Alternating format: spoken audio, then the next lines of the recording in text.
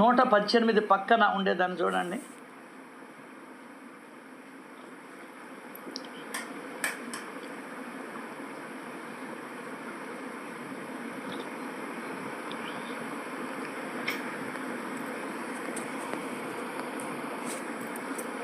చదవండి ఎవరైనా.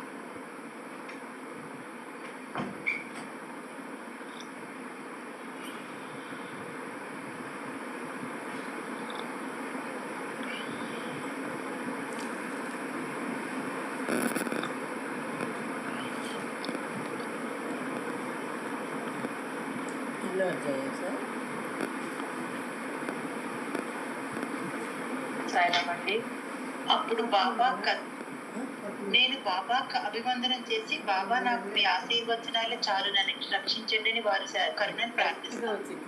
అప్పుడు బాబా కథను శ్రవణం మననం మరియు కాదమ్మా 118 సారీ నాదే పొరపాటు 218 పక్కనమ్మా.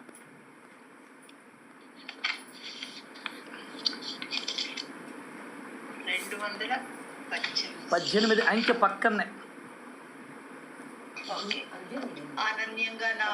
అనన్యంగా నా యందు దృష్టి ఉంచి నా కథను వర్ణించేవారు వినేవారు ధన్యులు. నా స్మరణ తప్ప అన్య ఆలోచనలేవి లేకుండా ఉంటే చిత్తం పరమాత్మలో లీనమైపోతుంది. అంతే కదా సార్? నా శరణి పొంది నా నామాన్ని స్మరించుగా అందరికీ బాబా చెప్పారు. అంటే ఇక్కడ ఒక భలే అద్భుతమైన మాట. అన్య ఆలోచనలేవి లేకుండా ఉంటే చిత్తము పరమాత్మలో లీనమైనట్టు.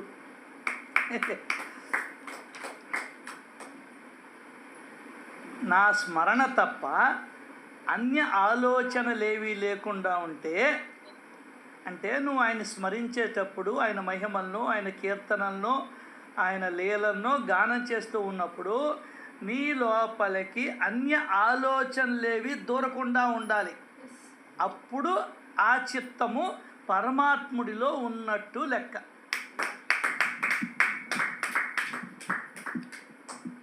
అన్ని ఆలోచనలేమి లేకుండా చేసుకోమని ఆయన చెప్తుంటే నువ్వు అన్నీ కలబెట్టుకుంటుంటే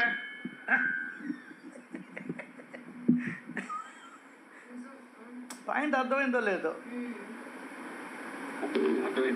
ఆయన చెప్పేది ఒకటి, మనం చేసేది ఒకటి. రేపు పులిహోరకి శనగపప్పు ఉందా, జీడిపప్పు వేయాలరా, ఏంద్రా నువ్వు ఆ మాత్రం తెలియదా? ఏం చేసుకుంటావు డబ్బులు నువ్వు? ఇటువంటి మాటలు వస్తూ ఉంటాయి. మాటకి చెప్తా, ముందర జరుగు, పక్కన జరుగు, ఆ మాత్రం క్యూలో వచ్చేది తెలియదా?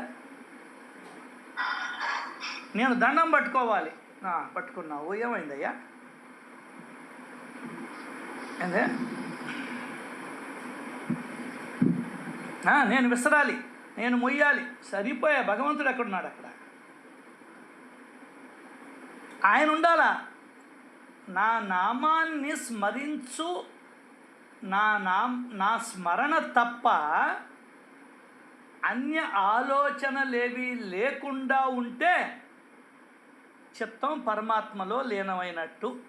దానికనే ఆపరేషన్ థియేటర్లోకి నన్ను పోనీరు. అక్కడే వాళ్ళే కూర్చొని ఏకాగ్ర దృష్టితో, దానికన్నా లైట్ మొత్తం ఆర్పేసి పొట్ట మీదనే, గుండె మీదనే వేస్తారు లైటు. మన కళ్ళు అటు ఇటు తిరుగుతుంటాయి, అర్థమైంది? కాబట్టి సినిమా హాల్లో కూడా అన్ని లైట్లు ఆర్పేసి మన ఫోకస్ని ఆ తెర మీద పడేటట్టు చేస్తారు, అర్థమైందా? లేదంటే నువ్వు పక్కన గిల్లుకుంటూ ఉంటావు, అయినా కూడా గిల్లుకుంటుండవు, అది వేరే సంగతి. అది కథ. అన్య ఆలోచనలు ఏవి లేకుండా చూసుకోవాలి. కింద పోసుకోకుండా ఎట్టయితే ఉండాలనో, ఏదైనా తాగేటప్పుడు, తినేటప్పుడు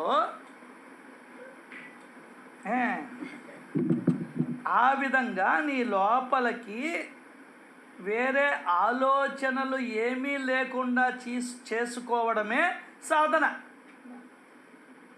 ఎంతమందికి గ్రహిస్తారు ఈ మాటని? ఎవడు రాకూడదు నీ లోపలికి. భార్యాభర్తలు తలుపులు వేసుకుంటారు, ఎవరన్నా వస్తారని భయం కదా.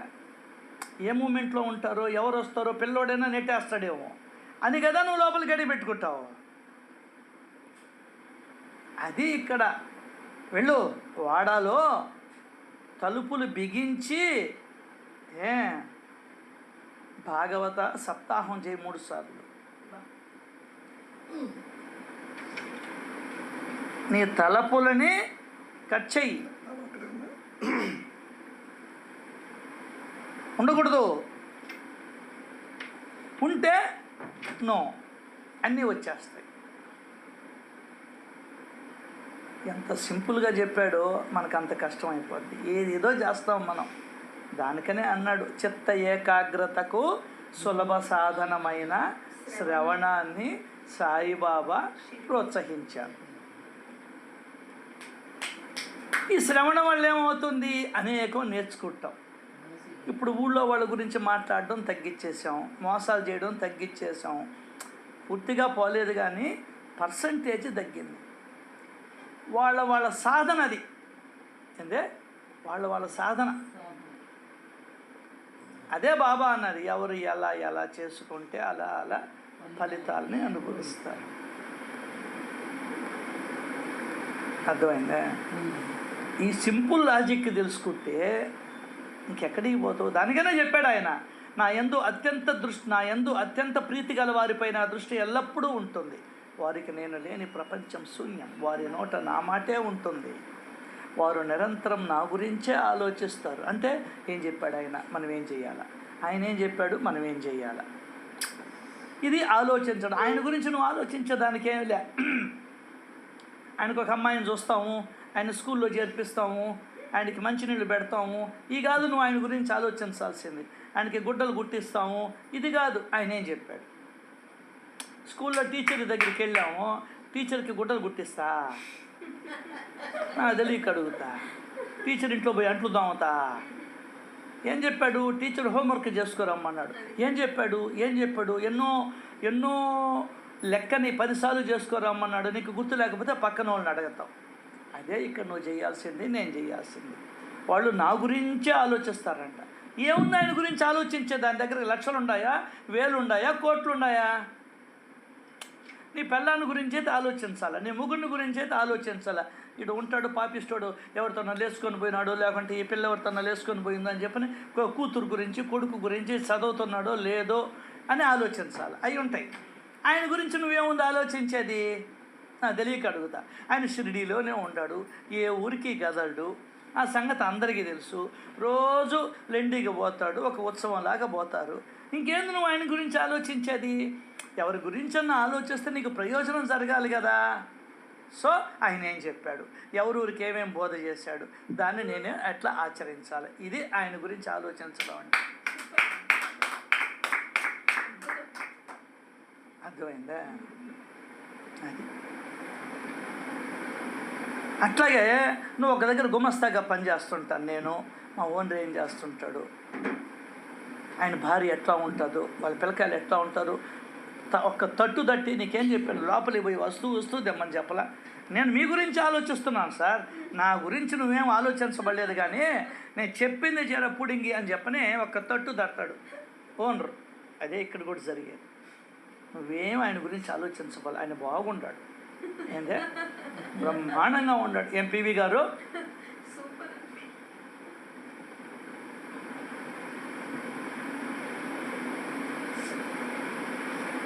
ఏం సార్ రామారావు గారు, ఇంతేనా ఇంకేమన్నా ఉందా?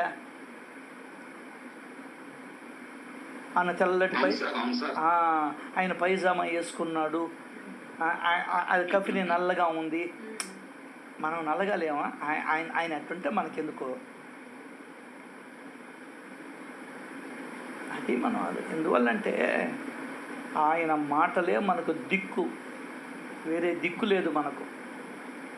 ఆయన ఏం చెప్పాడో అది చేస్తేనే మన జీవితాలు ఫలప్రదమవుతాయి. చూడండి, ఆయన చెప్పాడు, రే వెళ్ళొద్దురా అని. అదేంటి సార్ మనసుకు పట్టిందంటే అర్థం కాదు. ఆయన చెప్పింది చెయ్యాలి, ఒరే పోవద్దురా అన్నాడు. పోయాడు, దెబ్బలు తిని వచ్చాడు.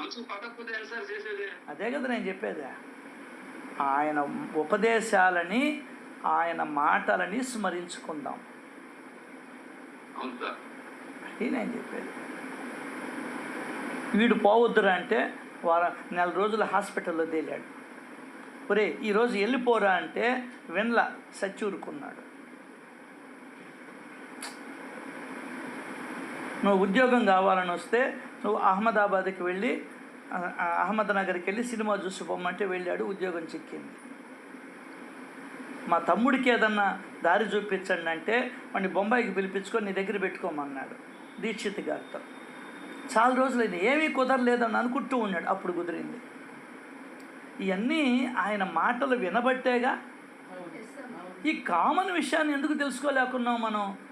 ఆ పూజ అంటావు, ఆ భజన అంటావు, ఆ చెక్కలు అంటావు, ఈ పల్లకి సేవ అంటావు, ఓరేడమ్మ బడవ ఆయన చెప్పింది పాటించవు, కాలుతో తనుకుంటా పోతావు జనాల్ని. అంతే, నేను పట్టుకోవాలంటావు, నేను ఫోటోలు దిగాలంటావు. ఆయన స్మరణేది అని లోపల పని. ఆ భజనలో అన్న, ఈ ఊరేగింపుల్లో అన్న రేపు గురు పూజ, రేపు ఇది వస్తుంది గురు పౌర్ణమి, బ్రహ్మాండ మంచిదే, అయ్యనేం కాదని చెప్పడంలే. ఆ గురు పూర్ణోత్సవం జరిగినంతసేపు, ఊరేగింపు జరిగినంతసేపు ఆయన నీ లోపల ఉన్నాడా? ఆయన కాకుండా మిగతా వ్యక్తులందరూ నీ లోపల ఉండాలి. అలంకరణ నీ లోపల ఉంటుంది, లైటింగ్ నీ లోపల ఉంటుంది, ఎవరు ఏ చీర కట్టుకున్నాదో నీ లోపల ఉంటుంది, ఎవడు ఏం పట్టుకున్నాడో నీ లోపల ఉంటుంది. ఆయన మాత్రం ఆయనకి చోటేది? ఇవన్నీ ఉంటే ఆయనకి చోటేది?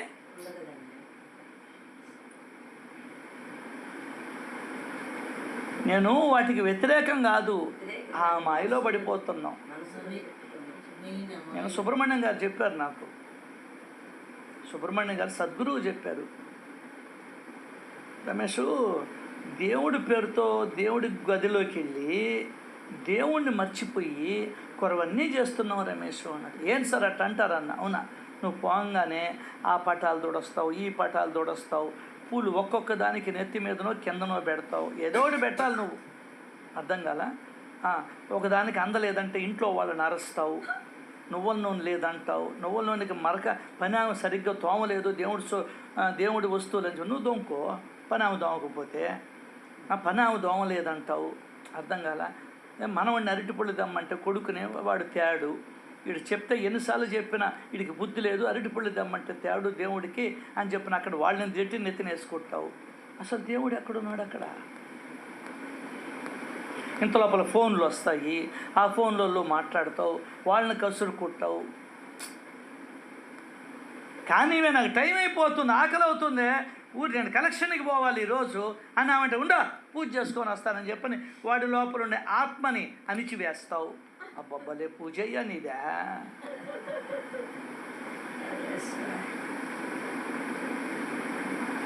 ఇట్లుంటాయి. ఆయన చెప్పాడు అప్పుడు. అప్పటి నుంచి నేర్చుకున్నా, రమేష్ నువ్వు పోయి మౌనంగా కూర్చో, ఇప్పటిదాకా నీకు ఎన్ని మేలులు చేశాడు అతను అంతా గుర్తుకొని ఆయనకి కృతజ్ఞతలు చెప్పుకో, ఆటోమేటిక్గా నీలో ప్రేమ కలుగుతుంది. ఇప్పుడు శిరీష ఫోన్ చేసి మాట్లాడింది కాబట్టి లెఫ్ట్ అయ్యా, అన్న వెంటిలేటర్ తీసేశారన్నా, ఇప్పుడు అన్నీ పడిపోయినటువంటి ఆర్గాన్స్ అన్నీ మళ్ళీ పనిచేయడం ప్రారంభించాయన్నా అని కృతజ్ఞతతో ప్రేమతో ఆనంద బాష్పాలు రాలుస్తూ చెప్పింది. అది కావాలి, ఆ 2 బాష్పాలు కావాలి భగవంతుడు. ఏందే ఆ 2 ఆనంద బాష్పాలు కావాలి. థ్యాంక్స్ అన్న నాకెందుకమ్మా తల్లి, భగవంతుడికి చెప్పుకుందాం మనం అందరూ అని చెప్పి సీరియస్ అయిపోయింది. చనిపోతుంది అని చెప్పేశారు ఒకటే మాట. ఇంకా అయినా అనకూడదు కాబట్టి చెప్తున్నా మీతో. 24 hours గడిస్తే కానీ మేము చెప్పలేమంటే ఏమని అర్థం? Very serious condition. 21 ఏళ్ళ అమ్మాయి, అల్లారు ముద్దుగా పెంచుకున్నారు. ఎవరైనా అంతే కదండి. ఈడుకొచ్చిన అమ్మాయి అట్లా ఆ కృతజ్ఞత భావన నీ హృదయంలో పెళ్ళుబకాల. అసలు ఆ ప్రేమానందం ఏదా? పాటలో ఉంది, ప్రేమానందమే సాయి దివ్య రూపము. ఎక్కడ ఉంది? అక్షరాల్లో ఉంది. అక్షరాల్లాగా అది ఉండాల్సింది గుండెల్లో ఉండాలి. అదే చెప్తున్నాడు ఇక్కడ. నాకు నచ్చిన ఇదంతా కూడా ఏంటి, నాకు నచ్చింది ఇది 19వ అధ్యాయంలో. ఇంకా ఉన్నాయి చాలా. అమ్మా ఫోన్ చేద్దాం అనుకున్నాను, మర్చిపోయినాను సాయి. సారీ చెప్తున్నాను సాయి, మళ్ళీ మీకు శ్రమ పెట్టానే. ఎవరెవరు వదిలేయమ్మా, ఆ దోవలో వచ్చాము. నిన్న డిస్ట్రిబ్యూషన్కి పోయారు రాత్రి, అది వస్తా వస్తా మీ దగ్గరికి వెళ్ళారు అంతే, ఇంకేం కాదు. సాధన చెప్తున్నాడు. వదిలేయమ్మా వదిలేయమ్మా, దానికేందమ్మా సారీ తల్లి. అనన్యంగా ఓకే, అనన్యంగా నా యందు దృష్టి ఉంచు. నా కథలను వర్ణించేవారు వినేవారు ఇద్దరు ధన్యులు. ఏకాగ్రతతో గాన వింటే చెప్తే 100 పనులు పెట్టుకొని చెప్పాక, 100 పనులు పెట్టుకొని వినబాక. వినేది ఎందుకు మనం, చెప్పేది ఎందుకు మనం, దాంట్లో లీనమయ్యేదానికి. ఈ పాయింట్ గుర్తుపెట్టుకోవాలి మనం. డాక్టర్ దగ్గరికి ఎందుకు పోతాం? రోగం తగ్గించుకునేదానికి. సినిమాకి ఎందుకు పోతాం? చూసేదానికి. అట్లాగే ఈ కథలకి ఎందుకు పోతాం? మన మన మనసుని భగవంతుడిలో లయం చేసేదానికి. సులభమైన మార్గం చెప్పాడు. ఏందే, నేనేం బస్తాలు మోయమనలా, స్కూటర్లు వేసుకొని పరిగెత్తమనలా, ప్రదక్షిణలు చేయమనలా, అంతంత బరువులు భుజాన్ని వేసుకొని నా పల్లకీని మోయమని చెప్పలా. అర్థమైందా? నువ్వేమి చేయొద్దురా నాయన. నేను చెప్తున్న ధ్యానం అంటే ఏందో తెలుసా? ఏమీ చెయ్యకుండా ఉండడమే ధ్యానం. ఏంటే తమాషగా, యాక్చువల్గా కూడా అదే. ఆలోచనలేవి లేకుండా ఉండడమే ధ్యానం. ఈ ధ్యానం నీకు ఎక్కడ బాగా కుదరుతుంది అది నిర్ణయించుకో. నాకు శ్రవణంలో పారాయణలో కుదురుతుంది ఎక్కువగా. అది కూడా తెలుసుకుండా వీడు కళ్ళు మూసుకొని పోరాడుతూ ఉంటాడు. కొంతమందికి అది ఇష్టం కావచ్చు, ఎందుకంటే వాళ్ళ సంస్కారం. దానికని బాబా చెప్తాడు, ఒకరికి స్మరణ, ఒకరికి భగవల్లీల శ్రవణం, ఒకరికి భగవత్పాద పూజ, ఇలా విభిన్న ప్రకృతి కల వారికి వేరు వేరు సాధనలను చెప్పారు. మరి బాబా నీకేం చెప్పాడు? 10వ అధ్యాయంలో ఏం చెప్పాడో చదువు. 10వ అధ్యాయంలో ఏం చెప్పాడో చదువు. అది లెక్క. మళ్ళీ ఒకరికి ఆధ్యాత్మ రామాయణ పఠన, ఒకరికి జ్ఞానేశ్వరి పురస్చరణ, మరొకరికి హరివరద పారాయణ, ఇంకొకరికి గురుచరిత్ర అధ్యయనం. అర్థమైందా? ఒకరిని తన పాదాల దగ్గర కూర్చోబెట్టుకుంటే ఇంకొకరిని ఖండోబా మందిరానికి పంపేవాడు, ఇంకొకరికి విష్ణు సహస్రనామాన్ని ఇచ్చేవాడు, ఒకరికి రామ విజయాన్ని ఉపదేశిస్తే మరొకరికి ధ్యానాన్ని, నామ మహత్వాన్ని చెప్పేవాడు, ఒకరికి ఛాందోగ్య ఉపనిషత్తును గీతా రహస్యాన్ని ఉపదేశించి వాటిలో విశ్వాసము ఉంచి వాటిలోని స్వాభావిక మాధుర్యాన్ని శ్రద్ధతో అనుభవించమని చెప్పేవాడు. అబ్బా, ఎటువంటి అధ్యాయం సార్! అదే ఇప్పుడు మనం అనుభవిస్తున్నాం. నేనైతే అనుభవిస్తున్నా. సచ్చరిత్రని చెప్పుకుంటూ వింటూ దాంట్లో ఉన్నటువంటి మాధుర్యాన్ని అనుభవిస్తున్నా. మామిడి పండులో తింటూ ఉన్నప్పుడు ఆ మాధుర్యాన్ని అనుభవిస్తూ ఉన్నా. సీరియల్ చూస్తూ ఉంటే కూడా నవ్వుకుంటా, నేను కామెంట్ చేసుకుంటూ నేను ఆనందిస్తున్నా. ఏందో దెయ్యాలు కూర్చున్నాడు గమ్మను కూర్చొని ఉంటారు కొంతమంది. మనిషికి స్పందన ముఖ్యం, మనిషికి స్పందన ముఖ్యం. అంతకన్నా ఇంకేం కావాలండి? చిత్తము పరమేశ్వరుడిలో లయమైపోయే ఉపాయం చెప్పాడు.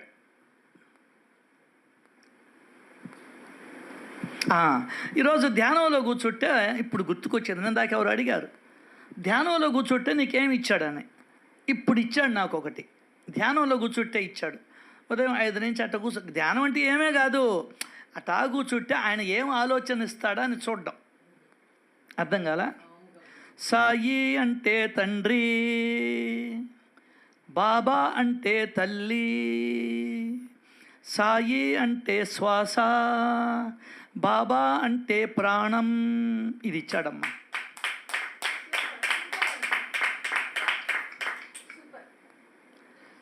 నాకు అది అడిగారు, సార్ అన్నా నువ్వు ధ్యానంలో కూర్చోండి నీకేమి ఇచ్చాడు అని అడిగారు. అప్పుడు గుర్తుకు రాలా, ఇప్పుడు గుర్తుకు వచ్చింది చెప్తున్నా. ఇప్పుడు వాళ్ళు కూడా ఉన్నారు ఇప్పుడు మీట్లో. కూర్చుంటే ఇస్తాడు, కూర్చుంటే కుప్పలు. భక్తి భావంతో నా వైపు మళ్ళితే నువ్వు కూర్చున్నది ఎందుకు? ఆయన వైపు తిరగాలనేగా. ఇవ్వకుండా ఎందుకు ఉంటాడు? అప్పటి నుంచి ఇది పాడుకుంటుంటా. సాయి అంటే శ్వాస,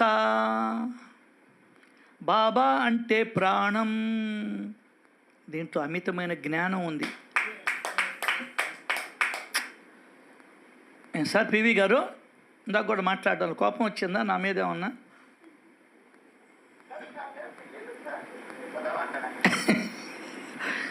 ఈ జ్ఞానం బాగుందా? అది ఇది ఇటువంటి చరణాలను మనం మననం చేసుకుంటూ ఉండాలి. అప్పుడేమైపోద్ది? సాయి అంటే ఎవర్రా అంటే షిరిడిలో ఉండే ఆయన వైపు నీ ముక్కు వైపు చూపిస్తావు నువ్వు. అర్థం కాల? అది జ్ఞానానికి యథార్థమైన జ్ఞానం ఉండాలి. ఆయన అదే చేయమన్నది ధ్యానం. ఒక్క నా యందు దృష్టి ఉంచు, పరమార్థం చేతికి అందుతుంది. Sainath, thank you all of you, thank you. ఇటువంటి గొప్ప అవకాశాన్ని నేను ఆయనలో లీనం చేసుకునేదానికి మీరందరూ నాకు అవకాశం ఇస్తున్నారు. ఏం ఆలోచన లేవు, ఎవ్వరూ లేరు నా మనసులో. ఇప్పుడు ఎవరికెవరు సార్? ఇప్పుడు ఆమె చెప్పినట్టు ఎవరిని అనుకోరు. గాంధీని అనుకుంటున్నావా? నెహ్రూని అనుకుంటున్నావా? అల్లూరి సీతారామరాజుని అనుకుంటున్నావా? చెప్పు. లాల్ బహదూర్ శాస్త్రిని అనుకుంటున్నావా? చెప్పు. ఏం లేదు సార్ ఈ జీవితం. ఎవరిని అనుకోవడం వల్ల మీ అన్నని అనుకుంటున్నావా? మీ తమ్ముడిని అనుకుంటున్నావా? మీ అమ్మా నాయన ఎన్నిసార్లు తలుచుకుంటున్నావు? రేపు నేను పోయినా, నువ్వు పోయినా, ఎవడు పోయినా 1 రోజు 2 రోజులు. ఈ రోజు పోతే రేపటికి 2 అంటారు పెద్దోళ్ళు. ఎవరికెవరు ఈ లోకంలో ఎవరికి ఎరుక?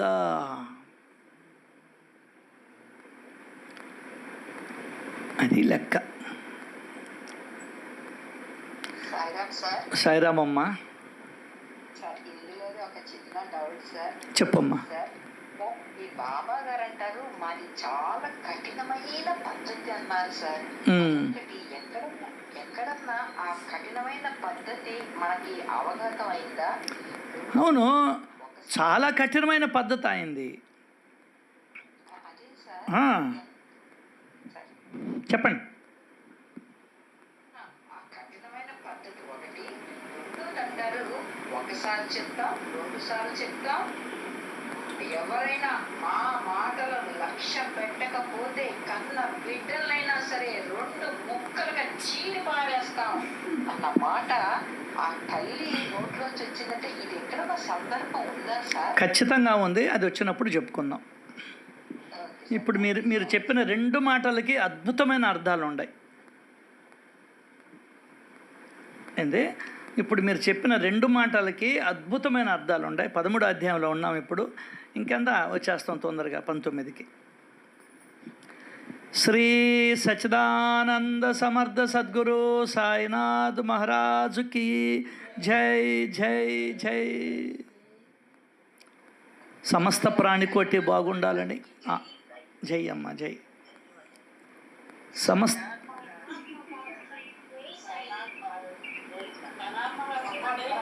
జై జై జై అమ్మ, జై అమ్మ, జై అమ్మ, జై అమ్మ, జై అమ్మ, జై. జై జై జై साईनाथ महाराज की जय साई। జై అమ్మ, अंतर्यामी साईनाथ महाराज की जय अన్నయ్య। జై అమ్మ, జై అమ్మ. చూడు వాళ్ళే జై సాయిరామ్. సాయిరామ్ దంపతులు, పివి దంపతులు ఎంత శ్రద్ధగా ఇద్దరు కూర్చొని అంటుండారు చూడండి. साईनाथ महाराज की जय अన్న। జై జై అమ్మ, జై साईनाथ महाराज की जय अన్న। జై. అదే చూడు, साईनाथ महाराज की जय अन्न। జై కుమారక్కేమో వింటుంది, మా అన్న ఏమో నిద్రపోతున్నాడు. साईनाथ महाराज की जय अन्न। జై జై అమ్మ. తమ సాయిరామ్ తమాష సాయిరామ్ అమ్మ, साईराम सर। సాయిరామ్ సాయిరామ్. साईनाथ महाराज की जय अन्न। జై Sushilamma teacher, sorry Sushila teacher.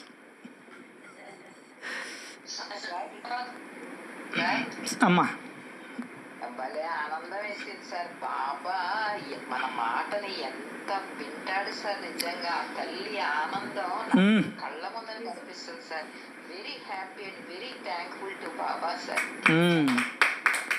ఆ బాధ అది వర్ణాతీతం సార్. ఆ తల్లి పడే బాధ నిజంగా బాబా చెయ్యమ్మ. దయామయుడు సార్. అవునమ్మా, మనకి తెలియదు. ఇప్పుడు నిన్న ఒకరికి 10 లక్షలు అవసరమైంది. 10 లక్షలమ్మ. వాళ్ళు తిరగతా ఉన్నారు. వాళ్ళ పక్కింటోళ్ళు ఎదురింటోళ్ళు అన్నా మాకు 10 లక్షలు ఉంది, వడ్డీ కూడా పడలేదు, మీకు వచ్చినప్పుడు ఇవ్వండి అని చెప్పని వాళ్ళ చేతిలో 10 లక్షలు పెట్టారు. ఎందుకు జరిగింది ఇది అంటే వాళ్ళ ఇంట్లో సాయి భక్తుడు ఉన్నాడు. అర్థం కాలా? ఇంతమంది ఇల్లుంటే పోలీసులు ఒకరింటికి పోయారంటే అక్కడ ఎవరో దొంగ ఉన్నట్టు లెక్క. అక్కడ సాయి భక్తులు ఉన్నారు కాబట్టి ఆ ఇంటిని ఎత్తుక్కుంటూ పోయి ఎవరమ్మ 10 లక్షలు వడ్డీ లేకుండా ఇచ్చేదా? 1000 రూపాయలు తండలు ఇస్తే నేను 150 పట్టుకొని బతికినండి నేను.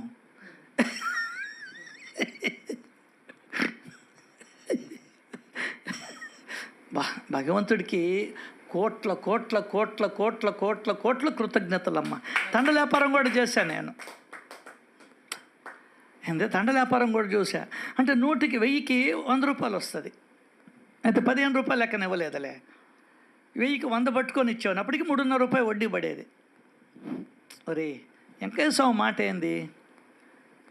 వడ్డీ విషయంలో కూడా ధర్మంగా ఉండాలయ్యా అన్నాడుగా. నువ్వు లేవు కాబట్టి నీ 1000 కూడా తీసేసుకుంటాను అని చెప్పని ఆ 1000 కూడా తీసేసుకున్నాడమ్మా. నిజంగానమ్మా నేను ఎంత పొంగిపోతానో.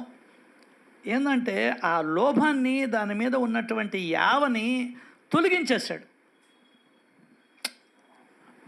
ఏ పాపం చేసి సొమ్మును సంపాదించానో అదంతా కొట్టుకోపోయింది.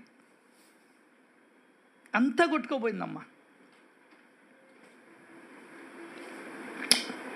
నిజంగా thanks to Baba. Thank you. Right.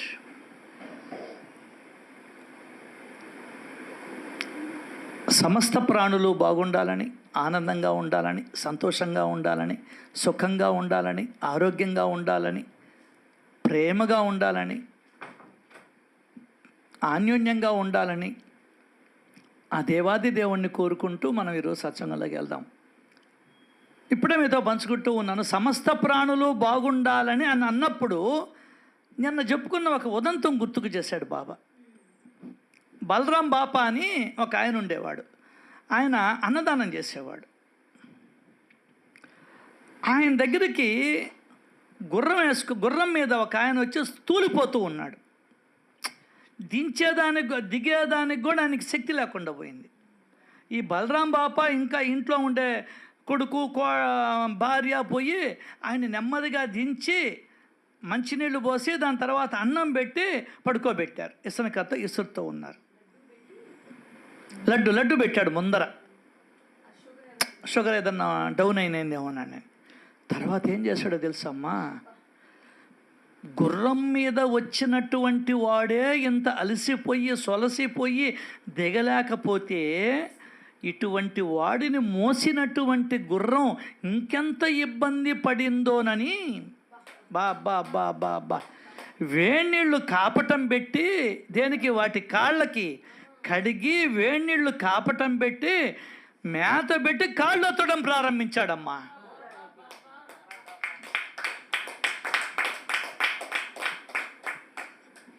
Thank you కవితమ్మ, థ్యాంక్ యూ. సేవ అంటే అదమ్మా. కనీసం ఈ మాటలు నీలో చెవుల్లో పడాలన్నా కూడా చాలా సుకృతం ఉండాలి. మీకు అర్థం కాకపోవచ్చు ఈరోజు లేదమ్మా, మనసు కరిగిపోయిందమ్మా. ఉత్తమమైనటువంటి కీర్తి గల వారి గుణాలను వర్ణిస్తూ ప్రేమపూరితమైనటువంటి వారి చర్యలను చర్చించుకోవడము ద్వారా చిత్తము శుద్ధి అవుతుంది. నా మనసు ఆయన ప్రేమలో లయమైపోయింది. అదే చిత్తము చైతన్య గణం కావడం అంటే. అబ్బా ఏందండి, సకల ప్రాణులు మనం రోజు చెప్పుకున్న దానికి నిన్నటికి నిదర్శనం ఇచ్చాడు బాబా. అరుబేరం లేదు ఆయన దగ్గరికి.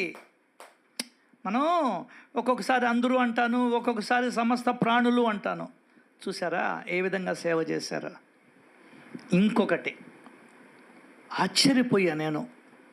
ఒక అతను ఒకరింట్లో అన్నం తింటా ఉన్నాడంట, అతిథిగా వచ్చి 6 నెలల నుంచి ఉన్నాడంట. వాళ్ళ కొడుక్కి ఉద్యోగం వచ్చింది.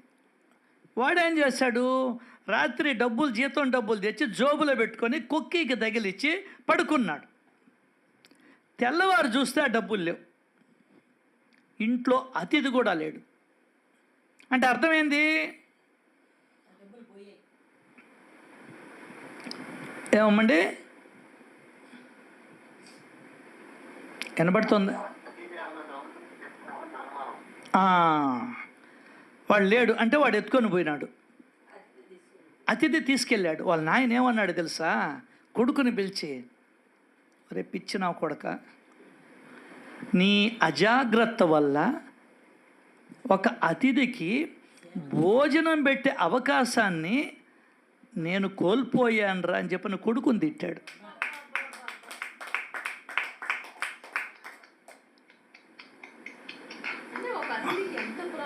ఒక అతిథికి ఎంత ప్రాముఖ్యత ఇచ్చారో అర్థమవుతుంది. అదే నువ్వు ఇనపెట్లో పెట్టుంటే, బీరువాలో పెట్టుంటే వాడు చూడడు, తీసుకొని వాడు ఇంకొక 6 నెలలు మన ఇంట్లో ఉండేవాడు. అతిథి సేవా భాగ్యం నాకు లభించుండేది. మళ్ళీ ఇంకొక థ్యాంక్స్ అమ్మా కవితమ్మ.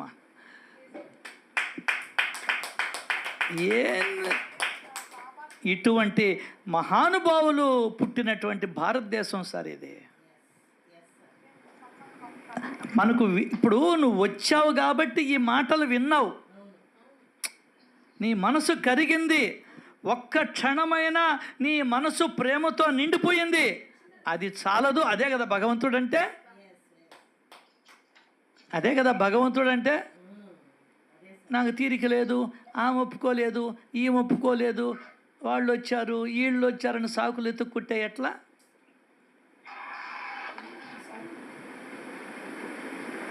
అది బాబా జ్ఞాన రాసండి ఆ పుస్తకం.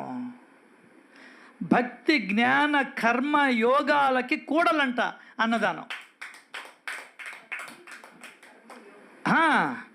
భక్తి జ్ఞాన కర్మ యోగాలకి సెంటర్ పాయింట్ అంట అన్నదానం. అద్భుతం. నేను అది చదివి నాకు అలా అనిపించేసారు. వెంటనే పుస్తకం మనకు అందాల్సిందే, మీరు చెప్పాల్సిందే అని బాగా కుతూహలం వచ్చే రమేష్ గారు. అది చాలా ట్రై చేస్తే భగవంతుని ఇచ్చుకున్నాడు. చాలా థ్యాంక్స్. నిన్న వద్దనుకున్నాం, అది చదివిన తర్వాత లేదమ్మా అని చెప్పని నేను సుబ్బారావు గారు ఊరగాయలు అవి పెట్టేశాం. వాళ్ళు పోయి పద్మగూడ వచ్చుండింది, ఉప్మా చేసేసారు, ఎత్తుకోపోయి ఇచ్చేసారు 70 మందికి. 72 మంది చాలు, ఒక్క పూట కడుపు నింపినా నీ జీవితంలో నీకు 1000 పూటలు నింపుతాడు భగవంతుడు. అదే కదా చెప్పింది బైబిలు. ఒక్కరోజు దేవుడు సన్నిధిలో గడిపితే, ఒక్కరోజు దేవుడు సన్నిధిలో గడిపితే 10,000 సంవత్సరాలు దేవుడు సన్నిధిలో గడిపినట్టు అన్నాడు. ఒకటే మాట. అవును, సండే అయితే బరిగిస్తారు వాళ్ళు. ఆ మాటలలో ఉన్నటువంటి మాధుర్యాన్ని గడించారు వాళ్ళు. వెళ్ళండి, కొంచెం పొండి దగ్గరికి చూద్దాం, వెళ్ళండి ముందర. ఏమో అటు అనిపించింది. వెళ్ళండి. ఒక వాటర్ ప్యాకెట్ బస్తా ఒకటి వేసుకోవండి.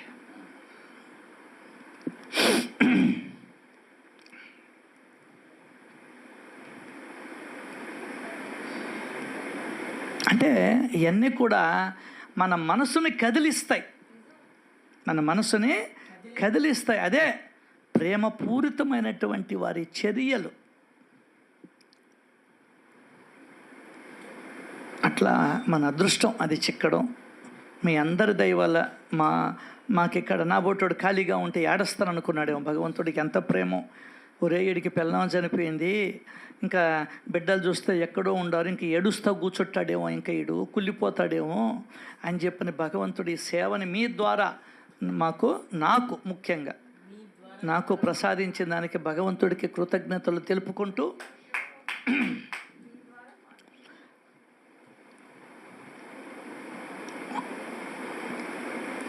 పటేలు తప్పించిపోతూ చేసిన ఆర్తనాదాన్ని విన్న దేవుడు వెంటనే కరిగిపోయాడు. ఆ తపన ఉండాలి నీకు. ఏముండాలి? ఆ తపన తపన తపన తపన. ఈ బండి ఎత్తుకొని పోండి. ఉంది పెట్రోల్ ఉంది. తప్పించిపోవాలి నువ్వు. అది ఒక పుస్తకం కావాలన్నా, ఇంకేదన్నా చదువుకోవాలనున్నా, డిగ్రీ చదవాలనున్నా, నీ తపన ఖచ్చితంగా ఈ ప్రకృతి వింటుంది. అదే దేనికైనా తపన ఉండాలి. మా అమ్మాయిని చూడాలి, మా అమ్మాయికి బాగలే, మా అమ్మాయికి చూడాలి, మా అమ్మాయిని చూడాలి, మా అమ్మాయిని చూడాలనే తపన నిన్ను రాత్రికి బుక్ చేయించుకుంటుంది టికెట్ని. అది ఆ తపనుంటే ఏదైనా జరుగుతుంది ఈ ప్రపంచంలో. దానినే తపస్సు అంటారు. ఆ తపననే తపస్సు అంటారు. నాకు రాముడు కనబడాలని కదా రామదాసు తప్పించింది. గుండెను కూడా చీల్చుకుంటాడు కదా సినిమాలో. అప్పుడు కనబడ్డాడు రాముడు. తపన ఉండాలి. బాబాని గురించి ఇంకా తెలుసుకోవాలి. అదే బాబా చెప్పిన సద్గురువు ఎవరో తెలుసుకో. ఇంకా నీకు అర్థం కావాలి. ఆయన పూర్తి జ్ఞాన స్వరూపం అన్నారు. నీ అణువులను బాబా యొక్క జ్ఞానం నిండిపోవాలా. కాబట్టి నువ్వు సచ్చరిత్రని మథనం చేయాలా, చింతన చెయ్యాలా. అంతే జ్ఞానరత్నాలు లభిస్తాయి. చేయలేకపోయాం, ఎక్కడికైనా చేస్తూ ఉండేవాళ్ళు ఉంటారు, అక్కడ పోయి కూర్చో. నువ్వు దంచలేవు. ఇది పండక్కి అరిసెల పిండిని దంచే వాళ్ళని మనం డబ్బులు ఇచ్చి తెచ్చుకుంటుళ్ళా. అంతే, షేరుకి ఎంత తీసుకుంటారు వాళ్ళు. దంచేవాళ్ళు షేరుకి ఎంత తెచ్చుకుంటారు. నువ్వు వండుకోలేవు, వంట ఆమెను పెట్టుకుంటుళ్ళా. అంటూ దొంగకోలేవు, ఆమెను పెట్టుకుంటుళ్ళా. గ్యాస్ లేదు, అయిపోయింది. ఆ ఇంటికి ఈ ఇంటికి, ఇక్కడికి ఫోను, ఎంత తప్పిస్తావు నువ్వా. ఆ తపన ఉండాలి భగవంతుడి దగ్గర. దాన్నే తపస్సు అంటారు. సత్సంగం 6 గంటకంటే నింపాదిగా 7 గంటలకు పోతాం మనం. ఏందే అన్నీ రెడీ చేసేసి, మీ ఆయన వస్తే ఆయనకేం కావాలనో తినే పెట్టేసి, ఇది పిల్లకాయలు వస్తే వాళ్ళకేం కావాలనో రెడీ చేసి హాట్ బాక్సుల్లో పెట్టి 8కో 9కో వస్తూ అక్కడ ప్రసాదం తినేదానికి. ఏమి రాకుంటే అక్కడ ఇంట్లోనే కూర్చో హాయిగా. అంటే మన చర్యలు ఇట్లా ఉంటాయి. శ్రీరామ్ సార్ వస్తే గంటల ముందర పోయి మేము కూర్చొని ఉన్నాం. మేమే తొందరగా పోతున్నాం అనుకుంటే మాకన్నా ముందర వచ్చి ఉన్నారు. The value. వివేకానందుడిది కూడా అంతే. అంటే నువ్వు వస్తే మేము ముందర వచ్చి కూర్చోవాలని నేనేం అనలేదమ్మా. నేను ఎప్పుడూ అన్నాను, నేను వచ్చేది నాకోసరం మీకోసరం కాదు. నేను వచ్చేది నాకోసరం. అంతవరకు మేలు. 15 మంది 20-25 మంది వస్తున్నారు పారాయణకి, చాలా సంతోషించా. అట్టైనా 2 ముక్కలు లోపలికి వెళ్తాయి, వివరించుకుంటాం. తపన ఉండాలి, నీకు ఎక్కడికి పోయినా తపన ఉండాలి, అదే ముఖ్యం. షిరిడికి పో, ఎక్కడికి పో, నీకు ఆ తపన ఉండాలి. బాబాని గురించి చెప్పుకోవాలి, బాబాని గురించి వినాలి. అదే చెప్పింది 218 ఓవి. అప్పుడేమవుతుంది? నీ చిత్తము పరమాత్మలో లీనమైపోతుంది. ఇంత సులభమైన ఉపాయం చెప్తే జనులు ఎందుకు దీనికి ఇష్టపడరు? అది తప్ప కొరవన్నీ చేస్తాడు మనిషి. దానికనే సూక్ష్మంలో మోక్షం. దానికనే నువ్వు బాగా గమనించావో లేదో, విజయానందుడికి వేరే సాధన చెప్పలా. ఇది మనకి ఎప్పుడు అర్థమై వస్తుందో నాబోటోడికి. విజయానందుడికి ఏ సాధన చెప్పాడు? నిద్రబొమ్మని చెప్పాడా? లేదే. విజయానందుడికి అది విజయానందుడికి ఈ కలియుగంలో ఇప్పటి మన మనసులకు తగ్గట్టుగా విజయానందుడికి ఏం చెప్పాడు? 125 ఏళ్ల కిందటే భాగవతాన్ని పారాయణ చేయమన్నాడు. పని అది వదిలి బాబా ఏం చేశాడు? తన చివరి రోజులలో రామ విజయాన్ని రాత్రింబవళ్ళు ఆయన చదివించుకొని విన్నాడు. వెరీ క్లియర్ సచ్చరిత్ర. You are not clear. నేను కాశీలో పోయి సస్తాను, అర్థం కాల. ఋషికేశ్లో పోయి సస్తాను, ఎక్కడ సత్యావు అనేది కాదు, ఎట్లా సత్యావు అనేది ముఖ్యం. ఏమి చెప్తుందండి సచ్చరిత్రన, మజాకానా? నాకు అసలు ఎగిరి గంతయ్యాలనిపిస్తుందండి. ఒక్కొక్క మాట హృదయంలో నిన్ను కెలికేస్తుంది, ఆనందింపజేస్తుందండి. అదే దానిలో స్వాభావికంగా ఉన్నటువంటి ఆనందాన్ని మనం అనుభవించాలి. స్వాభావికమైన ఆనందం అంటే తెచ్చిపెట్ల ఏంది? ఇప్పుడు టీ చేసుకున్నావు, కావాలని చక్కెర వేసుకొని రుచిని అనుభవిస్తావు. ఇక్కడ అట్లా కాదు, ఆల్రెడీ మామిడి పండులోనే తీయదనం ఉంది. అది స్వాభావికమైన ఆనందం అంటే. అటువంటి ఆనందం నీకు సచ్చరిత్రలో ఉంది. అన్ని సద్గ్రంథాలలోనూ ఉన్నది ఆనందం. స్వభావ సిద్ధంగా పాత్రల స్వభావం అటువంటిది అక్కడ. అరే గుహుడా, నన్ను దాటించావు నాన్న, నీకేమీ ఇవ్వలేకపోతున్నాను నాన్న. అప్పుడు చెప్తాడు, నువ్వు దాటలేక కాదులే రామయ్య తండ్రి, నన్ను కరుణించగా వచ్చావా రామయ్య తండ్రి. అబ్బో వీడు కనిపెట్టేశాడు రా అని రాముడు ఉప్పొంగిపోయాడు. రా అని చెప్పని భగవంతుడు తన ఆలింగనాన్ని ఇచ్చాడు గుహుడికి. అర్థం కాల? గుహుడికి ఇచ్చాడో లేదో కానీ నాకు ఇచ్చేసాడు రాముడు. అర్థమైందా? నువ్వు గుహుడు అయిపోవాలి, రాముడు అయిపోవాలి. రాముడి యొక్క ఒడిలో నువ్వు ఒదికిపోవాలి. అయిపోయింది. ఇదే నీ చిత్తము పరమానందములో లీనం కావడం అంటే. దీనికి ఎక్కడికి పోతావు?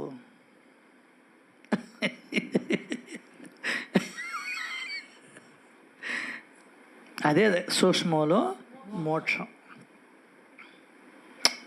అదే నీకు అర్థం కాల కథ చెప్పింది. అరే ఈ విశ్వం చుట్టూ ఎవరైతే 3 చుట్లు తిరుగుతారో వాళ్ళకి అగ్రతాంబూలం ఇస్తానన్నాడు, నాయకుడిని చేస్తానన్నాడు. కుమారస్వామి రెండో వాళ్ళు ఎప్పుడు దుడుగ్గానే ఉంటారండి, పెద్దవాళ్ళు ఒకరు నిదానంగా ఉంటారు. ఎప్పుడైనా సరే చూడు, సంతానంలో కానీ ఇక్కడ కానీ రెండో వాళ్ళు పవర్ఫుల్. పేరులోనే ఉంది 2 అని ఉందే, ఆ 2 ఉంటాయి వాళ్ళల్లో. అన్నీ ఉంటాయి, సకల కళా వల్లభం. ఇంకా చెప్పాలంటే పని మాత్రం అండగా పనికి చేరు. అట్లా రెండులోనూ ఒకటే అంటే ఒకటే ఉంటుంది వాళ్ళ దగ్గర, వీళ్ళ దగ్గర రెండూ ఉంటాయి. అర్థమైందా? చెప్పాడో లేదో పరిగెత్తేశాడు. ఎవరు? కుమారస్వామి. కుమారుడు కదా, పిల్లవాడు కదా అని. మన పెద్ద ఆయన ఉంటాడు చూసా, తలకాయ పెద్దది, మా పెద్దన్న ఆలోచించాడు, ఈ విశ్వమంతా ఎవరి లోపల ఉంది? మా అమ్మ నాయన లోపల ఉంది. పరమేశ్వరుడు లోపలే అంతా ఉన్నాయి. ఈ విశ్వమంతా పరమేశ్వరుడు రూపం. దానికనే శ్రీకృష్ణ పరమాత్ముడు కూడా విశ్వరూపంలో కొండలు, గుట్టలు, రాళ్ళు, రప్పలు, అరణ్యాలు, నదులు, సముద్రాలు, మనుషులు, సూర్యుణ్ణి, చంద్రుణ్ణి, ఆకాశాన్ని, భూమిని అన్నీ చూపిస్తాడు. అంటే ఎవరిలో ఉన్నట్టు అవన్నీ? పరమాత్మలో ఉన్నట్టు. ఈ పెద్ద తలకాయకి తెలిసింది ఆ మాత్రం. 3 చుట్లు తిరిగి వాళ్ళ పాలదాల దగ్గర కూర్చున్నాడు. ఈయన తిరిగి తిరిగి తిరిగి వచ్చేటప్పటికి ఇక్కడ ఈయన కూర్చొని ఉన్నాడు పెద్ద ఆయన. అర్థం కాల? ఏంటాడి? అప్పుడు రాగానే ఇదిగో ఈ అగ్రతాంబూలం వినాయకుడికి ఇస్తున్నాను అన్నాడు. అదేంది డాడీ, నేను పోయి వచ్చాను, అలసిపోయాను, 3 చొక్కాలు ఇప్పా, చెమట్లు చూడు అని చెప్పాను అన్నాడు. నువ్వు ఎన్ని చూస్తే ఇయ్యాలావో, బుద్ధి బలం ఉంది వీడికి, సత్యం తెలుసుకున్నాడు. ఏందే? సత్యం తెలుసుకున్నాడు. ఇంకా నీకు సత్య దర్శనం కాలేదు కాబట్టి పదవి మాత్రం మొట్టమొదట ఇతనికి ఇవ్వాల్సిందే నాన్న. కొడుకులైనా కూడా నేను భేదాన్ని చూపించేవాడిని కాదు, న్యాయాన్ని చేసేవాడిని అని చెప్పని మన అన్నకి అగ్రతాంబూలం ఇచ్చాడు వాళ్ళ నాన్న. అర్థమైందా? ఇప్పుడు మన రాజకీయ నాయకులందరూ కొడుకులకి పట్టాలు కడుతుంటారు. విచక్షణ లేకుండా, జ్ఞానం ఉందా లేదా అనేది లేకుండా పట్టాలు కడుతుంటారు. ఏం చేస్తాం? అది దానికనే చెప్తారు, ఇంత బుర్ర ఉంటే చాలు. దానికనే నేను అంటూ ఉంటా, ఇసుకలో ఒక ఇనప ముక్కను వేసాడు ఒకడు, వేసి దాంట్లో ఆ ఇనప ముక్కను తీయమన్నాడు. చిన్నది రజనది, సూది లాంటిది. నా బొట్టోడు పోయి రాత్రంతా ఎతకుతున్నాడు. ఏందే? ఎతకుతా ఉన్నాడు, గీరుతా ఉన్నాడు. నాకేం కనబడలేదు రాత్రి అంతా. పొద్దున్నే టీచర్ స్వాతి వచ్చేసింది, సుశీలమ్మ. ఒక తట్టు తట్టింది నన్ను, ఏం చేస్తున్నావని. ఎతకుతా ఉన్నానమ్మా సూది అన్న. ఆ మాత్రం తెలివిలే, సత్సంగం చెప్తున్నావు నువ్వా అని చెప్పిన ఒక అయస్కాంతం తెచ్చి ఇట్టిట్ అన్నది. వెంటనే అతుక్కున్నది ఆ సూది దానికి. అది సూక్ష్మంలో మోక్షం అంటే. కాబట్టి మా అమ్మ, ఇంకొక అమ్మ అన్నది, తిరిగితే తెప్పలు కూర్చుంటే కొప్పలు అన్నది. ఏందే? మన అన్న కూడా చెప్పాడు, మా పెదనాయన 19లో. ఆ రోజంతా ఆయన ఏం చేశాడు? రామనామాన్ని జపించాడు. రామనామంలో ఉన్నటువంటి స్వాభావిక మాధుర్యాన్ని అనుభవించాను అన్నాడు. అంటే ఏమని? నామము నామి వేరు కాదు, ఆ నామము కలిగినటువంటి వాడి గుణాలన్నీ వర్ణించుకుంటున్నాడు. అబ్బో, కూర్చోనున్నాడు రాముడు. అడ్డం ఒక నీడ పడింది, స్త్రీ నీడ, పక్కకు దుప్పుకున్నాడు. అనుకున్నాడు, అదే స్త్రీ నీడగాన మనం పడితే తలకెత్తి చూస్తాం, అందంగా ఉంటే ఒళ్ళంతా కళ్ళు చేసుకొని చూస్తాం. మరి రాముడు, అబ్బా రామయ్య, ఎప్పుడయ్యా నేను నీ స్టేజీకి చేరేదే అని అడిగాడు. నువ్వు అసలు చేరలేవురా అన్నాడు, ఒకటే మాట. అలా రామాయణంలో ఆ రాముడిని తలుచుకుంటూ ఆ మాధుర్యాన్ని అనుభవించాడు ఆయన. నువ్వు కూడా అనుభవించవచ్చు, నేను కూడా అనుభవించవచ్చు. ఏముందా? పని ఏముందా? ఇదిగో ఇప్పుడు మనం అనుభవించేది కూడా అదే కదా. ఇప్పుడు మనం అనుభవించేది కూడా అదే. తప్పించిపోతూ ఉన్నాడు ఎవరు? పటేల్. నాకెట్ట రోగం మీద దృష్టి పడింది అతనికి. అర్థమైందా? దీన్ని బట్టి రోగం వచ్చినోడు, వెర్రి పట్టినోడు ఏదో చెప్తారు సామెత, ఎప్పుడు వాడి దృష్టి దాని మీదనే ఉంటుందంట. ఇంకా వేరే పన్ను నొప్పి ఉంటే నీకు ధ్యాస అంతా దాని మీదనే ఉంటుంది. కడుపు నొప్పి వచ్చిందనుకో మొత్తం ధ్యాస దాని మీదనే ఉంటుంది. తిమ్మిర్లు వచ్చాయి మొత్తం దాని మీదనే ఉంటుంది. కాబట్టి నేను ఒక పద్యం దీంట్లో పెట్టు, నేను చూసారో లేదో, చూసారండి ఎవరైనా? మాకేమంత కర్మ పట్టిందంటావా?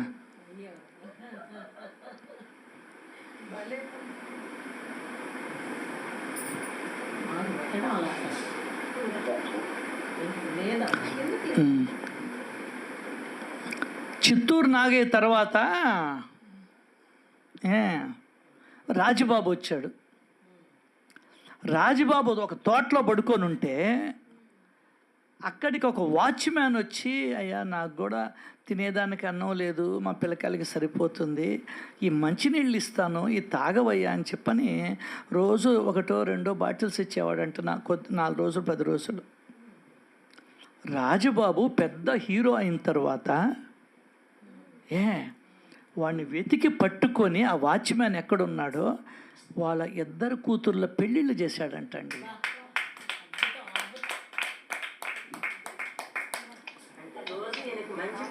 మంచిళ్ళు ఇచ్చాడు. అంటే నువ్వు ఒకరికి సహాయం చేస్తే అది తిరిగి నీకే వస్తుంది అని అర్థం. ఇంకొకటి, రజనీకాంత్ ఒకరింట్లో ఉండి 4 కొద్ది రోజుల పాటు వాళ్ళు అన్నం పెట్టారంట. రజనీకాంత్కి పెద్ద అయిన తర్వాత, ఇతను బాగా డబ్బులు సంపాదించిన తర్వాత ఆ అన్నం పెట్టిన వాళ్ళకి ఏదో ఇల్లు కొనిచ్చి వాళ్ళ పిల్లకాయల బాగోగులన్నీ ఇతను చూసుకున్నాడంట. 4 రోజులు అన్నం పెట్టిన దానికి.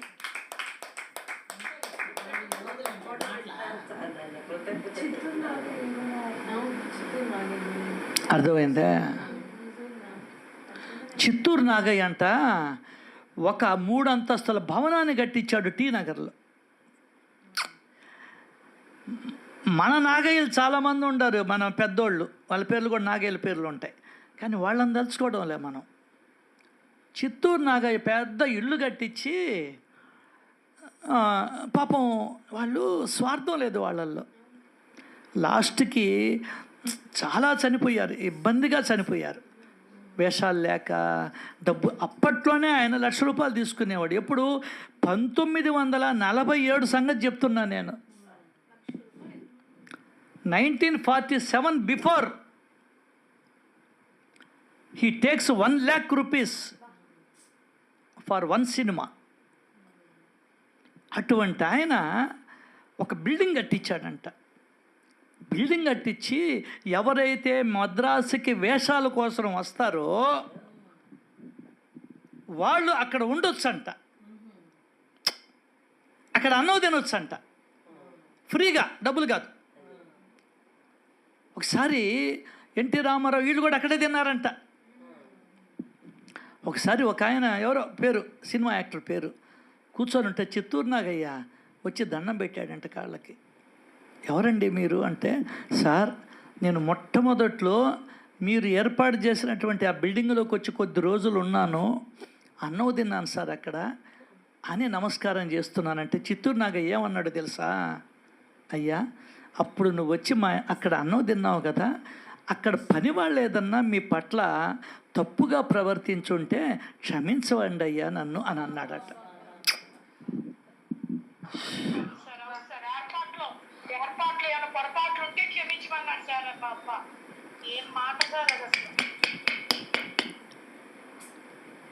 చెప్పు, ఈరోజు సత్సంగాలకు వచ్చిన వాళ్ళు అదృష్టవంతులు కాదా? చెప్పు.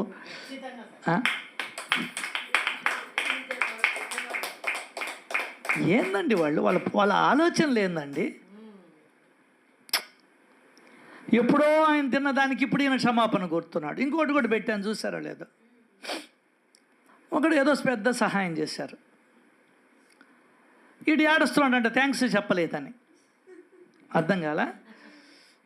ఈడు ఏడుస్తుంటే చెప్పాడంట, ఒరే థ్యాంక్స్ చెప్పాల్సిన బాధ్యత అవతల వాళ్ళది, నీది కాదది, నువ్వు ఏడవబాక మూసుకొని ఉండమన్నాడంట.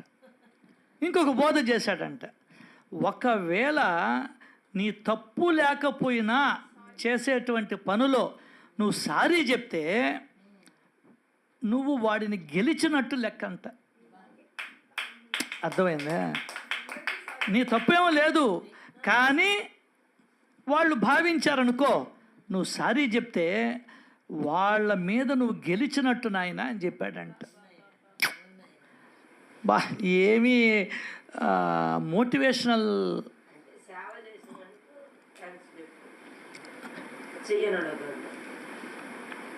ఎవరన్నా మనకు సహాయం చేస్తే థ్యాంక్స్ చెప్పడం వాళ్ళ ధర్మం. థ్యాంక్స్ ఆశించకూడదు మనం. వాడు నాకు థ్యాంక్సే చెప్పలేదే, గుడ్ మార్నింగ్ అని చెప్పించుకుంటాడు చూడు ఒకడు సినిమాల్లో. అట్లా వాడికై వాడు ఇష్టపడి అదే భలే గుర్తు చేస్తాడు. దానికనే కావాలి సినిమాలు చూపించాడు నాకు అప్పుడు చిన్నప్పుడు. చూడు ఇప్పుడు ఆటోమేటిక్గా నోట్లో నుంచి వచ్చేసింది అది. సో లోపల ఒకడు ఉన్నాడు మాట్లాడి ఇచ్చేవాడు, వాడు గెలగతా ఉన్నాడు. ఎక్కడెక్కడ నువ్వు ఏ సినిమా చూసావు దాంట్లో ఇది ఉంది అని చెప్పని ఇప్పుడు పలికిచ్చాడు. అబ్బో, చిన్నోడు కాదు లోపల ఉండేది, నాయనో నాయన. అట్లా ఆ విధంగా ఇంట్లో అయినా సరే నీ తప్పు లేకపోయినా ఒకసారి చెప్పు. వాడు అహం తృప్తి పడుతుంది అంటే వాడు ఏం చేస్తున్నట్టు తెలుసా, జన్మ జన్మలకి అహంకారాన్ని పోషించుకుంటూ ఉన్నట్టు లెక్క. అన్నగారు, అయ్యగారు, అమ్మవారు ఏందే, అమ్మగారైనా అంతే. జన్మ జన్మలకి అహంకారాన్ని పోషించుకునే కొద్దీ జన్మలు పెరుగుతూ ఉంటాయి. నీకు జన్మలు తగ్గించాలంటే సారీ. ఎవరికి నీ వల్ల నీ ప్రమేయం లేకపోయినా సారీ చెప్పావనుకో, జన్మలు తగ్గిపోతాయి. అదే చిత్తూరు నాగయ్య చేసింది. ఎన్ని నేర్చుకోవాలి సార్ జీవితం అంటే. ఎన్ని ఇంట్లో కూర్చుంటే చెప్పబడవు, ఇంట్లో కూర్చుంటే నీ చెవుల్లో పడవు. నాకు ఇంట్లో కూర్చొని సినిమా చూడాలంటే ఎక్కడ చూస్తావు? కుబేరానా ఇప్పుడు ఏదో సినిమా వచ్చింది, ఇంట్లో కూర్చుంటే చూడలేము. అర్థమైందా? అది. సో పటేలు తపించిపోతూ చేసిన ఆర్తనాదాన్ని విన్నాడు దేవుడు. తపన తపన తపన ఉండాలి దేంట్లో అయినా కూడా. అది సంపాదన కావచ్చు. ఇప్పుడు చూడండి, పిల్లలు పుట్టలేదనుకో, వాళ్ళు ఒక్క నిమిషం కూడా వాళ్ళు గమ్మునుండరండి. అది అడుగుతారు, ఈ హాస్పిటల్ అంటారు, ఆ హాస్పిటల్ అంటారు, ఆ దేవుడు అంటాడు, ఈ వ్రతం అంటారు, ఈ నోములు అంటారు, పుత్రకామేష్టి యాగం అంటారు, చెట్లకు ఉయ్యాళ్ళు కడతారు. అబ్బో అబ్బా, కానీ పుట్టరు. కానీ ఆ తపన ఉందా లేదా? ఈ తపన నీకు వచ్చే జన్మలో తీరుస్తాడు భగవంతుడు. నీకు ఎప్పుడో ఒకనాడు తీర్చాల్సిందే భగవంతుడు, నువ్వు కోరుకున్నావు కాబట్టి. నువ్వే కోరుకున్నావు. ప్రకృతి ధర్మం ఏంటంటే నువ్వు ఏది కోరుకుంటే అది ఇస్తాడు ఆయన. ఇది చెప్పాలి అక్కడ మనకు గుళ్ళల్లో చెప్పాల్సింది ఇది. అమ్మా ఇప్పుడు ఇవ్వలేకపోయినా వచ్చే జన్మలో కానీ అటు వచ్చే జన్మలో కానీ ఇస్తాడు. 100 మంది పిల్లకాయలను అడిగింది ఆమె, 100 మంది పిల్లకాయలు పుట్టేదానికి కావలసినంత అన్నీ ఏర్పరచుకొని అప్పుడు 100 మంది పిల్లకాయలను ఇచ్చాడమ్మా భగవంతుడు గాంధారికి అని చెప్తే ఈమె కోరికలు తగ్గిపోద్ది. చెప్పేవాడే లేకపోనే దైవవాక్యాన్ని.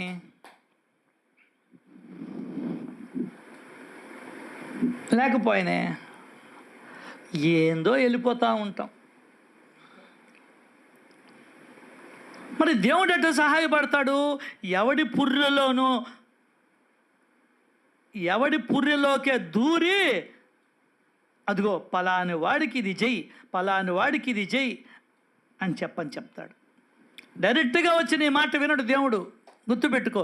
ఎందువల్లంటే దేవుడు అందరిలోనూ ఉన్నాడు కాబట్టి. ఆయనకి రూపం లేదు కాబట్టి నీ ముందర వచ్చి నిలబడ్డు.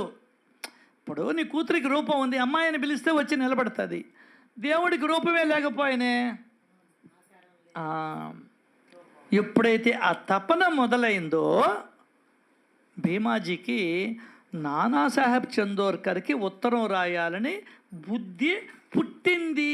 అమ్మాయి పుట్టింది, అబ్బాయి పుట్టాడు అంటే అప్పటిదాకా లేనిది పుట్టింది, బుద్ధి పుట్టింది. ఆ బుద్ధిని పుట్టించేవాడి పేరు భగవంతుడు. అదే శుభశకునమై రోగ ఉపశమనానికి కారణమైంది.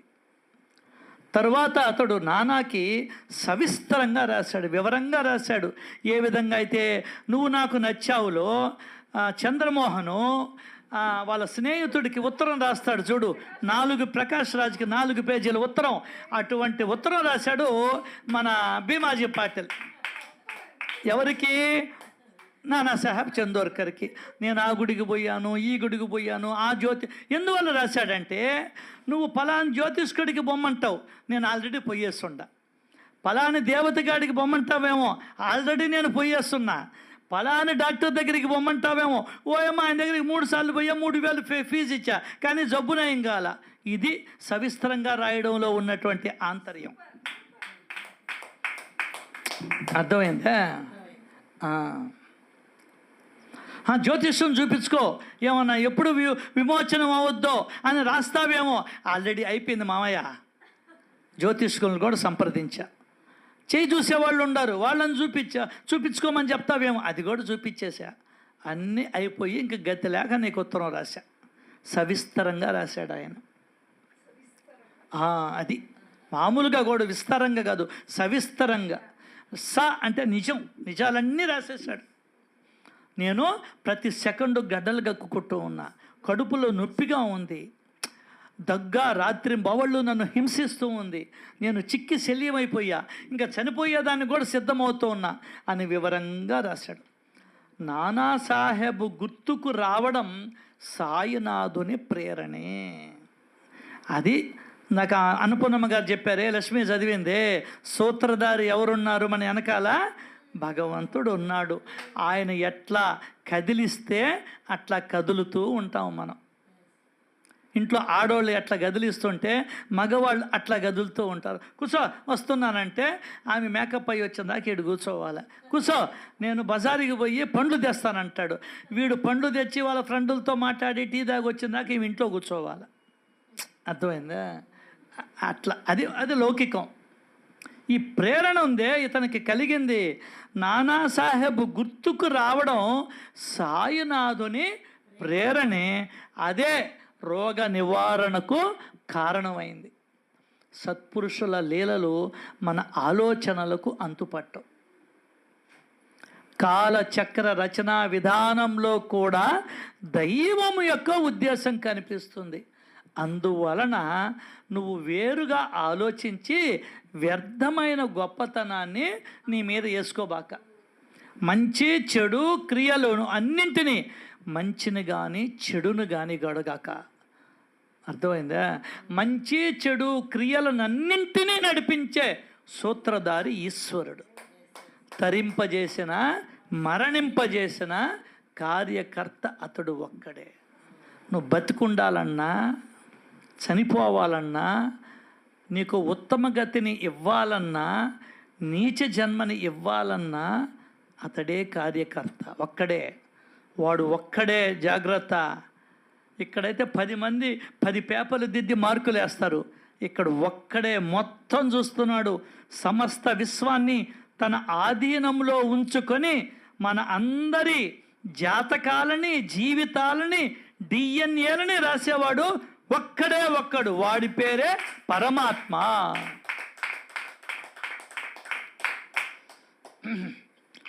పటేలు నానాసాహెబ్ చందోర్కర్కి సవిస్తరంగా ఇలా ఉత్తరం రాశాడు. ఏమని?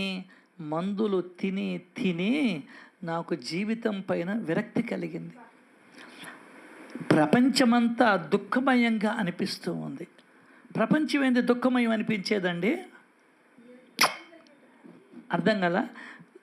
పచ్చకామరిలోడికి లోకమంతగా పచ్చగా కనిపించినట్టు ఈడు లోపల దుఃఖం ఉంటే వీడికి ప్రపంచం అంతా దుఃఖమయంగా కనిపిస్తుంది. అంటే ఏంది? వాడు సంపాదించినటువంటి ఆస్తులు, అంతస్తులు, ఇవన్నీ ఎట్లా ఏంది, నా బిడ్డలు, మనవాళ్ళు, మనవరాళ్ళు వీళ్ళంతా అనుభవించలేకుండా పోతున్నానే, ఈ ప్రపంచం ఇతనికి దుఃఖమయంగా భాషిస్తూ ఉంది. ఏమీ లేకుండా చనిపోతున్నానే, ఇదొక బాధ. డాక్టర్లు ఏం చెప్పారు? వ్యాధి నివారణ సాధ్యం కాదు, నువ్వు నీ ప్రాణాల మీద ఆశ వదులుకోమని చెప్పారు. వైద్యులకి, హకీములకి ఏం అర్థం కాకుండా ఉంది. నాకు కూడా నా బ్రతుకు మీద, నా ప్రాణాల మీద నేను బ్రతకతాను అన్నటువంటి ఆశ కూడా పోయింది. అయినా మీ చరణాల వద్ద నాదొక మనవి. ఎంత వినమ్రతో, ఎంత గురో చూడండి. మీ పాదాల వద్ద ఒక మనవి చేస్తూ ఉన్నా. మిమ్మల్ని కలుసుకోవాలని నాకు కోరికగా ఉంది. ఏందే, మిమ్మల్ని ఒక్కసారి చూడాలని ఉంది అని చెప్పని రాశాడు. దానికి నానాసాహెబ్ చందోర్కరు ఆ ఉత్తరాన్ని శాంతం చదివాడు, మొత్తం చదివాడు. భీమాజీ ఎంతో మంచివాడవడం వలన నానా బాధపడ్డాడు. అది మంచోళ్ళకి ఇబ్బంది అయితే బాధపడతారు, చెడ్డవాళ్ళకి ఇబ్బంది అని పోతే పోయింది లేరా అనుకుంటారు ఎవరైనా కానీ. అతని మనసు కరిగింది. ఎవరికైనా బాగలేకుండా తెలిస్తే నీ మనసు కరగాలి, అదే నువ్వు దేవుడి దగ్గర ఉన్నట్టు లెక్క. అర్థమైందా? అది నానాసాహెబ్ ఎవరి దగ్గర ఉన్నాడు? బాబా దగ్గర ఉన్నాడు. బాబా దగ్గర ఉన్నాడు కాబట్టి మనసు కరిగింది. అది భగవంతుడు చేసేది. మారు మనసు పొందుడి. ఉండలేం మనం. మీరు కూడా ఎవరికైనా బాగలేకపోయినా ఏదన్నా ఇతోధికంగా మీ శక్తిని బట్టి ఇచ్చేస్తూ ఉంటారు. మనసు ఉండలేదు వాడికి. ఎందువల్లంటే సద్గురువు వాడి మనసుని మెత్తదనం చేస్తాడు, కాయని పండు చేస్తాడు భగవంతుడు. అర్థమైందా? కాయనువు అంటే హృదయ గ్రంథి విచ్ఛేదనం చేస్తాడు. మనం మరమనుషులు అయిపోయాం అంతకు ముందర. ఎవడెట్ట పోతే నాకేమనుకున్నాం. కానీ ఈరోజు కనీసం నువ్వు బాధపడుతూ ఉన్నావు, అయ్యో అంటున్నావు. ఆ అయ్యో అనే జాలు భగవంతుడికి నేను పైకి లాగేస్తాడు. అట్లా ఆ ఉత్తరాన్ని చదివాడు. వాడు మంచివాడు కావడము వలన మనసు కరిగింది. సో మంచి లక్షణాలను మనం ఏర్పరచుకోవాలి. అయ్యో పాపం వాడికి బాగలేకుండా వచ్చింది అని అనిపించుకోవాలి. వాడికి కావాలి, పొగురు బట్టి తిరిగాడు. నెల్లూరులో ఒక ఆయన ఉండేవాడు, చచ్చిపోయాడు అతను. పీడ విరగడైందండి నెల్లూరుకి అని అన్నారు అందరూ కూడా. చూసారా? అదే ఇంకొక ఆయన చనిపోయినాడు, తండోపతండాలుగా వెళ్ళారు ఆయన్ని చూచేదానికి. అది దానికని నీ చావు నిర్ణయిస్తుందంట నువ్వు ఎట్లా బ్రతికావో ఈ ప్రపంచంలో. ఎందరి మనసుల్లో నువ్వు గూడు కట్టుకున్నావు అనేది నీ చావు నిర్ణయిస్తుంది. జాగ్రత్త సుమా అని సత్యత చెప్తూ ఉంది.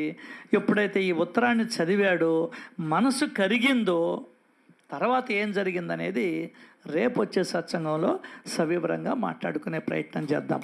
శ్రీ సచ్చిదానంద సమర్థ సద్గురు సాయినాథ్ మహారాజుకి జై జై జై. Thank you.